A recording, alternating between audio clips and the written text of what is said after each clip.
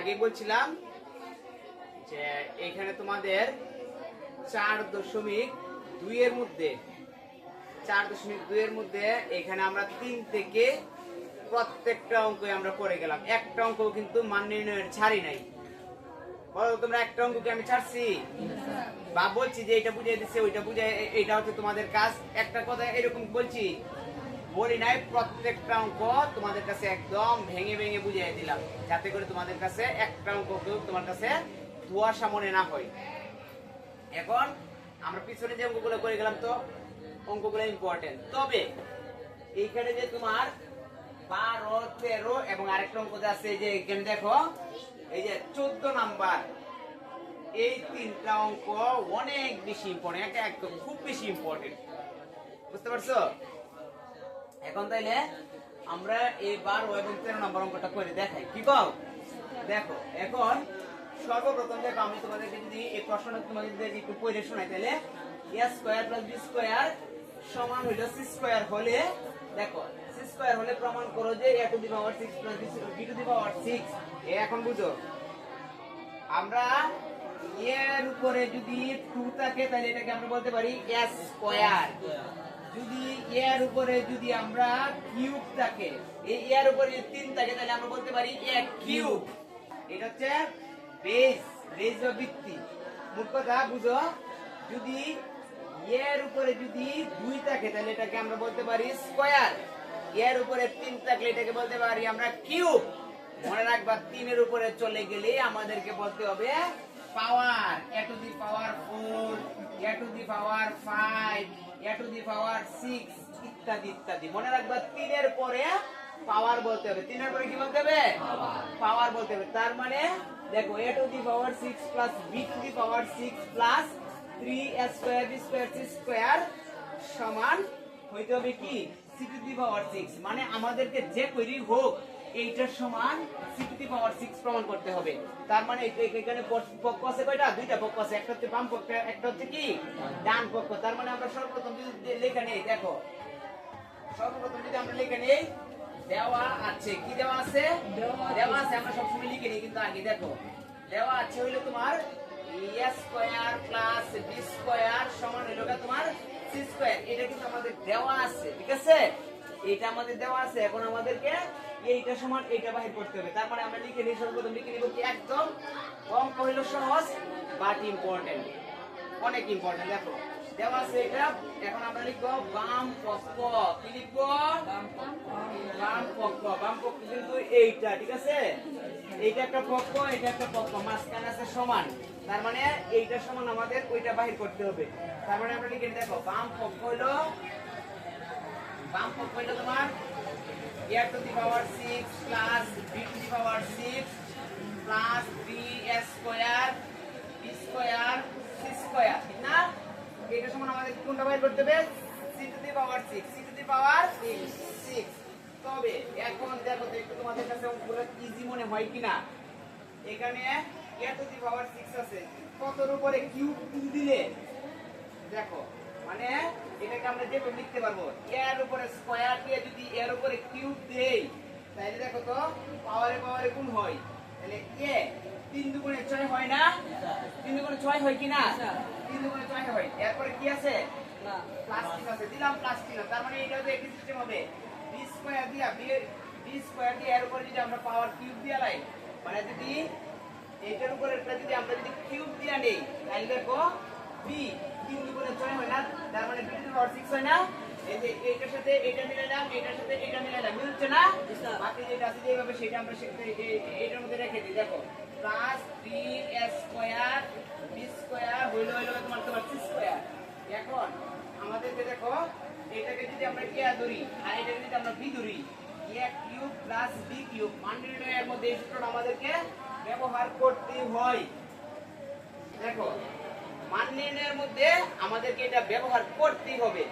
মান নির্ণয়ের মধ্যে আমরা এই সূত্রটাকে ব্যবহার করি, a cube plus b cube, b cube, a cube plus b cube এর মান নির্ণয়ের সূত্র হলো কি a plus b whole cube. মনে পড়তেছে কি? Minus 3ab into a plus b। মনে পড়ছে না মান নির্ণয়ের সূত্রটা? এটা আমি কি তোমাদেরকে আলাদাভাবে পড়াইছি? আলাদাভাবে বলছি যে তোতা পাখির মতো বলছি যে এইটা মুখস্থ করে আসো, ওইটা মুখস্থ করে আসো, এটা আমি বলি নাই, বলবো না। কারণ একটা অঙ্কের ভিতরে যখন মানে 10টা অঙ্কের ভিতরে যদি একটা সূত্র গিয়ে আমরা ব্যবহার করি তাহলে এটা আর মুখস্থ করা লাগবে কেন? তবে এটা আমাদের মুখস্থ করা লাগবে কেন? এই যে a কিউব প্লাস b কিউবের সূত্রটা হচ্ছে মান নির্ণয়ের সূত্র হচ্ছে কি a plus b whole cube minus 3ab into a plus b। এখন এই সূত্রটারে আমরা এটাকে দেখো এই জায়গায় a স্কয়ারে ধরো, আমি a স্কয়ারে কি ধরাম a স্কয়ারে ধরবো a আর b স্কয়ারে কি ধরবো b। তার মানে a কিউব প্লাস b কিউবের এই যে a কিউব প্লাস b কিউবের সূত্র হলো a plus b whole cube. a বলতে কোনটা লেখা আমি তোমরা পাও দিই হ্যাঁ a স্কয়ার।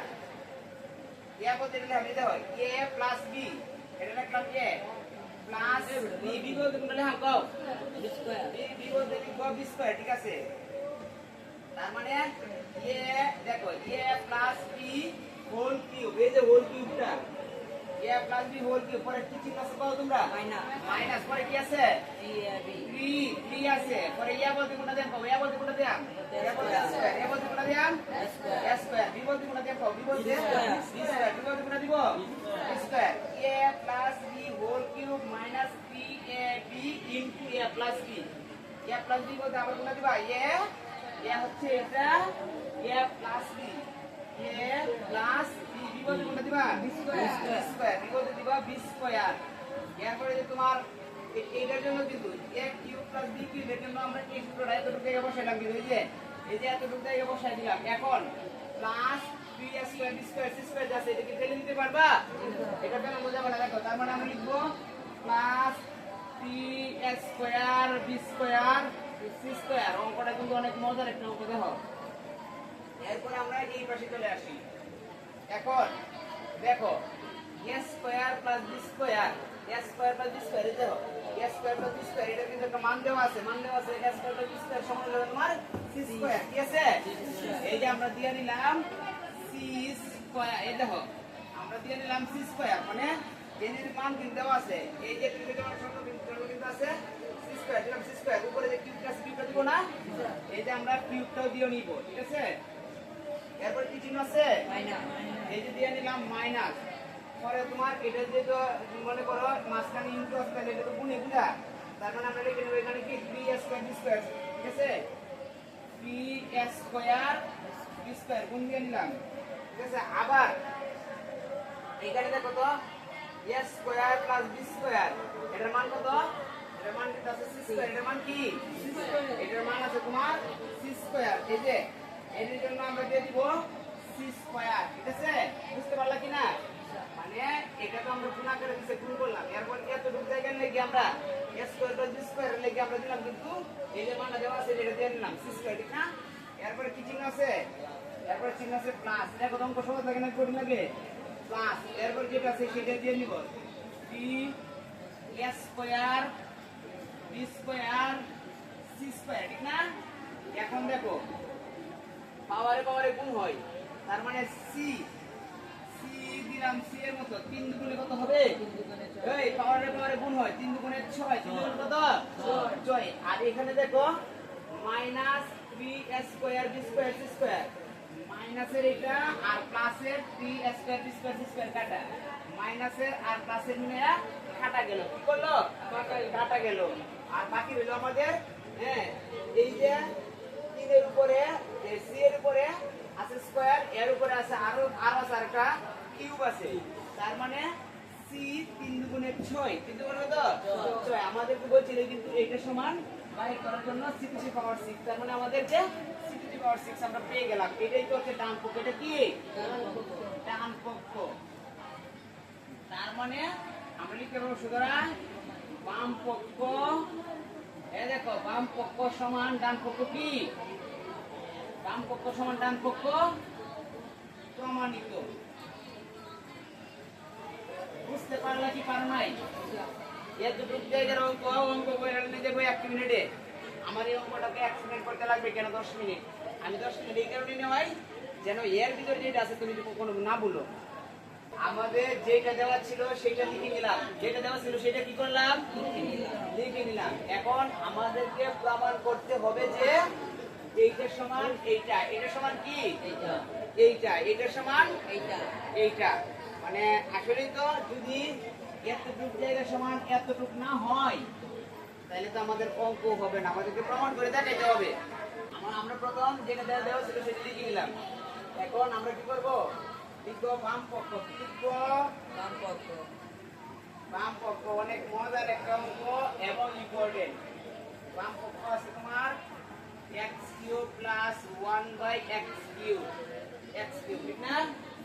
1 কি x³ এখন এটা নিয়ে আমরা a³ প্লাস b³ এর এই সূত্রটার মধ্যে না ফেলাই, কি কও? এই সূত্রটার মধ্যে যদি ফেলাইতাম চাই তাহলে এটাকে যদি x এর উপরে কিউব দেই, x³ হইছে না, এটাকে যদি নিচে না প্লাস দিয়া নেই। এখন এটা দেখো 1/x এর উপরে যদি আমরা হোল কিউব দিয়া নেই, 1 এর উপরে কিউব দিলে 1 বোঝায়, x এর উপরে কিউব দিলে x³ বোঝায়। বুঝতে পারলা কি পারো নাই? বুঝতে পারলা কি পারো নাই? আমাদেরকে সূত্রের মধ্যে দুনিয়া ফেলতে হবে, এই সূত্রের মধ্যে নিয়ে ফেলাইলাম, ঠিক আছে? x এর উপরে কিউব দিলে x³ হলো, প্লাস দিলাম 1/x দিয়া এর উপরে আবার হোল কিউব দিলাম, দিলে 1 এর উপরে কিউব দিলে 1 হয়, x এর উপরে কিউব দিলে x³ হয়। এখন যদি তুমি এটাকে ধরো, এটাকে যদি 1/x কে যদি তুমি b ধরো তাহলে a³ প্লাস b³ এই যে a³ প্লাস b³ পাইছো? a³ প্লাস b³ হয়ে গেল। এখন যেটা করতে হবে সূত্রটা বসাই, a³ প্লাস b³ সমান হলো a plus b whole cube minus 3ab into a plus b। তাহলে আমরা কি করব, আমরা সূত্রটা লিখে নিব। a বলতে কোনটা লিখলাম x, a প্লাস b কি বলতে কোনটা 1/x, a plus b whole cube এই যে a plus b whole cube minus a বলতে x।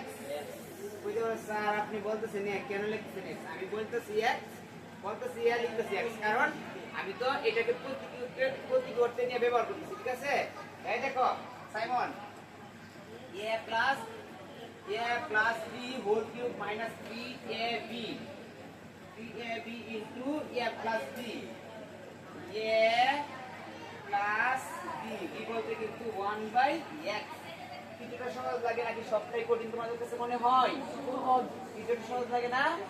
যেমন অঙ্ক জীবনে কখনো কোনোদিন বলবা নিজেরা যখন আরেকটু বড় হইবা, যখন তোমার মাথার বুদ্ধিটা বড় হইব তখন বুঝবা আসলে অঙ্কগুলা কিভাবে কোনটা এটা বুঝে গেছো। আমরা কিন্তু সত্যিকার অর্থেই আমাদেরকে এইভাবে যত্ন সহকারে কিন্তু পড়ানো হয় নাই, ঠিক আছে? আমি খাটতাছি, তুমি সেটা থেকে যদি শিক্ষা গ্রহণ করতে পারো তাহলে আমার জন্য ভালো। এখন a plus b whole cube minus 3ab into a plus b। এখন আমরা কি করব দেখো, এটার মান দেওয়া আছে x প্লাস 1/x সমান 4 দেওয়া আছে না মান? এইটা আমরা এর মান দিয়ে নিলাম 4। বুঝতে যে কিউব আছে এটা ফেলা দিতে পারবা? ফেলে দেওয়া যাবে না। এই যে x কিউব দিলাম, পরে দেবো তোমার মাইনাস দিলাম, এই x আর এই x কাটতে লাগি দাও, কাটতে লাগ। পরে আছে 3 আছে 3 দিলাম, একটা ইনটু আছে ইনটুটা রাখি দিলাম। আবার এইটার মান x প্লাস 1/x এর মান তো 4 এই দিলাম 4। এখন 4 এর উপরে কিউব দিলে জানি কত বুঝায়? 4 এর উপরে, হ্যাঁ 4 এর উপরে কিউব দিলে 4 কে 3 বার গুণ বুঝায়। তার মানে কত হবে? এই যে 4 গুণ 4 গুণ, তাই এটা তো মুখস্থ হয়। 4 4 16, 4 16 4 16 কত? 64, 4 16 64। মাইনাসে মাইনাস দিলাম, 3 4 12, 3 4 12 এই দিলে কিন্তু গুণ বুঝায়, 3 4 12। এখন 64 থেকে 12 যদি চলে যায় তাকে কত পৌঁছে দেখি? 64 থেকে 12 চলে গেলে 4 থেকে চলে গেলে তাকে 2, 6 থেকে 1 চলে গেলে তাকে 5, 52। কত? দেখো তো আমাদেরকে যেটা বলছিল সেটা আমরা পাইলাম কিনা? এইটা সমান 52, এইটা সমান পেয়ে গেলাম কিন্তু আমরা 52। ডান পক্ষকেও পেয়ে গেলাম, ডান পক্ষ করলাম। বুঝতে পারো কি পারো নাই? সুতরাং কি দিবা? বাম পক্ষ সমান ডান পক্ষ প্রমাণিত।